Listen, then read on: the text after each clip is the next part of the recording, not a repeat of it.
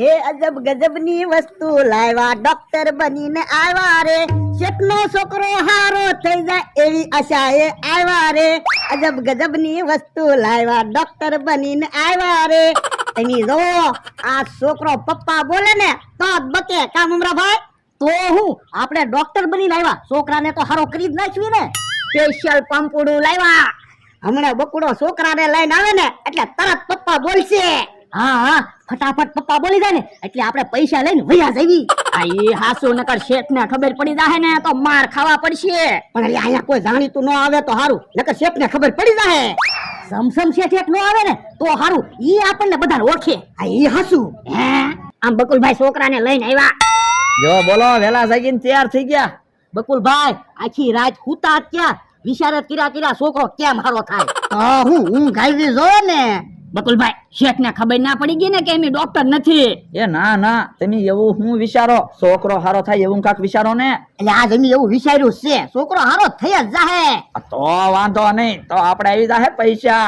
બકુલભાઈ છોકરાને પપ્પા બોલાડવા હાટું પંપુડું લાવ્યા પંપોડાથી જ કેમ પપ્પા બોલશે? એ પંપુડાનો પ આવે અને પપ્પાનો પ આવે એકવાર છોકરો પ બોલી જાય ને પછી તો એમે પપ્પા બોલાડી જ દેવું તો વાંધો નહીં.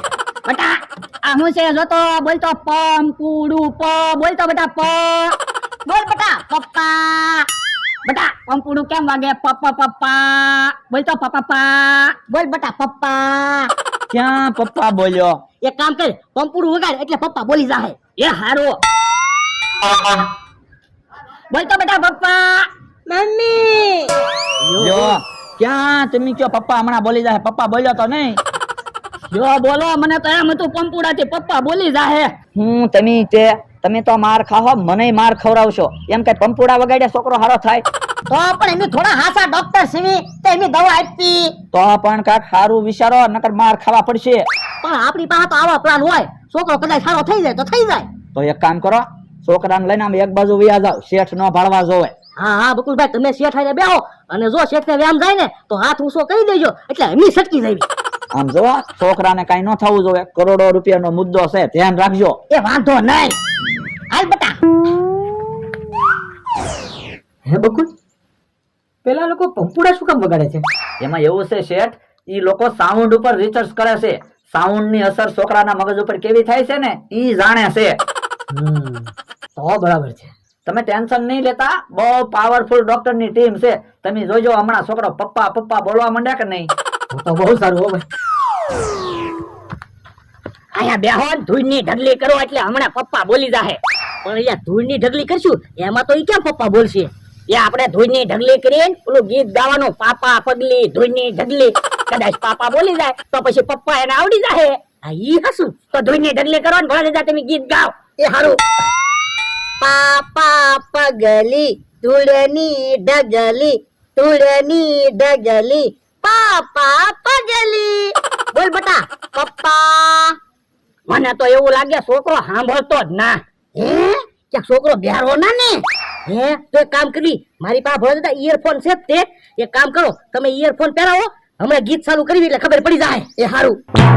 ગીત ચાલુ કરવો એ હા.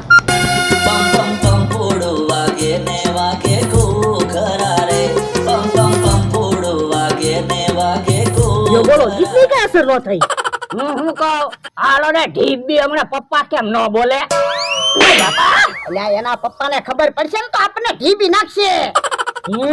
મને એક વિચાર આવ્યો હું બોલે દાદા તમે તમારા માણસને ધોલ મારી એટલે ઈ ઓય બાપા બોલ્યો તમે ફરીને ધોલ મારો એટલે ઈ પપ્પા બોલે તો કદાચ છોકરો પપ્પા બોલી જાય. ઈ હાસું આ બાજુ આવ્યો તો ઓલા હું ધોલ મારું ને એટલે ઓય બાપા એમ ન બોલતો પપ્પા એમ બોલજે એ હારું. બોલ બેટા પપ્પા યો બોલો હજી કઈ અસર ન થાય. એ ભાઈ કાક બોલ ને નકર હું માર ખાઈને અડધો થઈ જાય. બોલ દાદા હજી ધોલું મારો તો પપ્પા પપ્પા કાક તો બોલ ભાઈ નકર હું માર ખાઈને અડધો થઈ જાય. મમ્મી હે મમ્મી નથી બોલવાનું ભાઈ પપ્પા બોલ લે પપ્પા. એક કામ કરી હાલો તો આમ જાવી હાલ બેટા.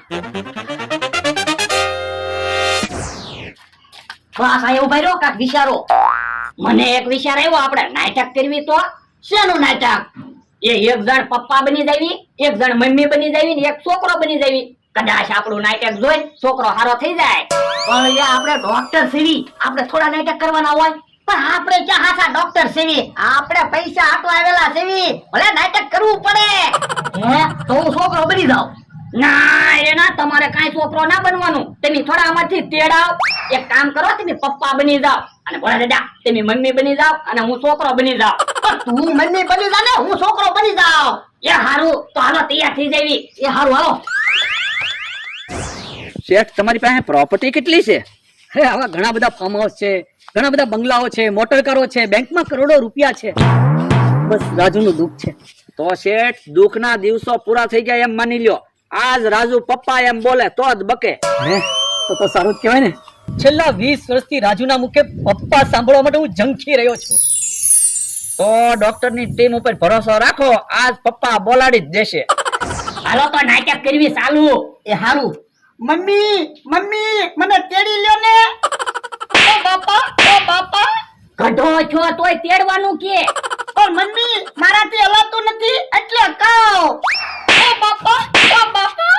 તને મમ્મી એમ જ બોલતા આવડે, પપ્પા બોલતા નથી આવડતું? આવડે ને.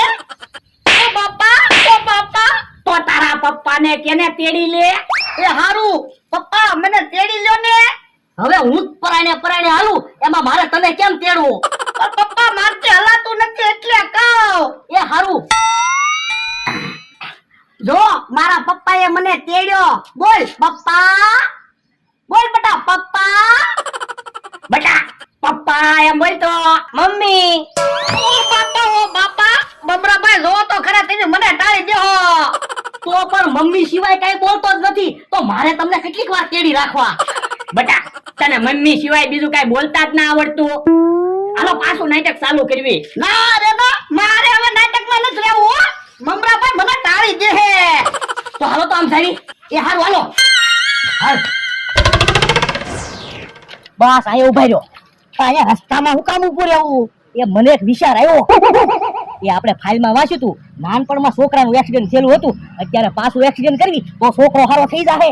હા ઈ હાસું. તો એક કામ કરવી, છોકરાને અહીંયા રસ્તામાં ઉભો રાખવી ને તમે મોટર લઈને આવો ને એક્સિડન્ટ કરો. ઓય બાપા, છોકરાનું એક્સિડન્ટ કરશું પછી આપણે ક્યાં જાવું? એ જેલમાં. સાનો મનો ઉભો રહે ને, આપણે પૈસા લેવા આવ્યા. પણ તમે પેલા પૂરી વાત તો સાંભળો. આપણે કઈ હાસું એક્સિડન્ટ નથી કરવાનું, ખોટું એક્સિડન્ટ કરવાનું છે. એટલે છોકરા રસ્તામાં નથી ઉભો રાખવાનો, તમારે રસ્તામાં ઉભો રહેવાનું છે. તે વાંધો નહીં. મમરાભાઈ તો જાઓ તમે મોટર લેતા આવો અને ભોળા દાદાને અહીંયા રસ્તામાં ઉભા રાખવી ને એક્સિડન્ટ કરો. ભોળા દાદા, અને હું મોટર તમારે ભટકાડું ને એટલે તમે પપ્પા એમ બોલજો. એ વાંધો નહીં. ભોળા દાદા મોટર જેમ નજીક આવે ને એમ પપ્પા પપ્પા પપ્પા એમ બોલવા માંડજો અને આંખો બંધ કરી દેજો એટલે મોટર તો તમને ન દેખાય. એ વાંધો નહીં. હે ઈ આમ મમરાભાઈ મોટર લઈને આવે જ છે. આપણે બધા આઈપા એક બાજુ વઈએ.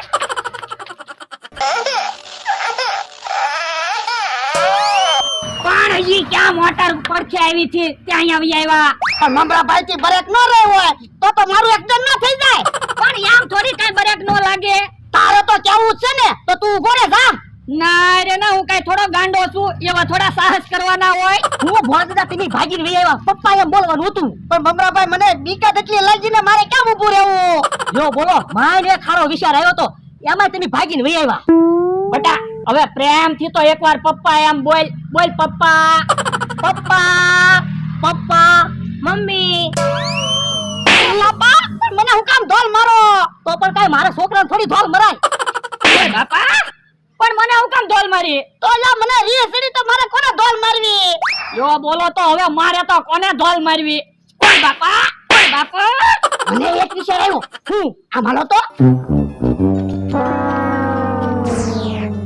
બસ અહીંયા એને હિસકા ખવડાવો. હમણે બિહાર એટલે પપ્પા પપ્પા બોલશે તે. આ ઈ હાસુ બીક લાગે એટલે બાપા સાંભળે. હિસકા બેહાડીને ફૂલ હિસકા નાખવી એટલે રાડ્યું પાડશે તે પપ્પા પપ્પા. મમરાભાઈ એક કામ કરો, તમે ભોળા દાદાને હિંચકામાં બેહાડીને હિંચકા ખવડાવો એટલે ભોળા દાદા તે પાપા પાપા એમ બોલે ને એટલે આ તે બોલશે. ભોળા તમે નાટક કરજો, બીક લાગે ને એવું પપ્પા પપ્પા એમ બોલજો. એ વાંધો નહીં.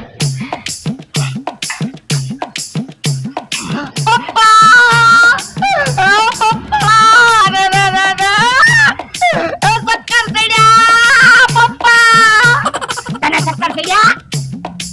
બોલ તો પપ્પા.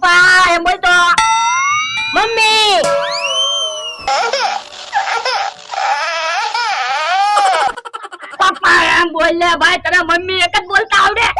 એક કામ કરવી, હાલો તો રહડપટ્ટી માંથી રમતો મૂકી એટલે પપ્પા બોલવાનો છે. આ ઈ હાસુ. આઈ તો બેટા.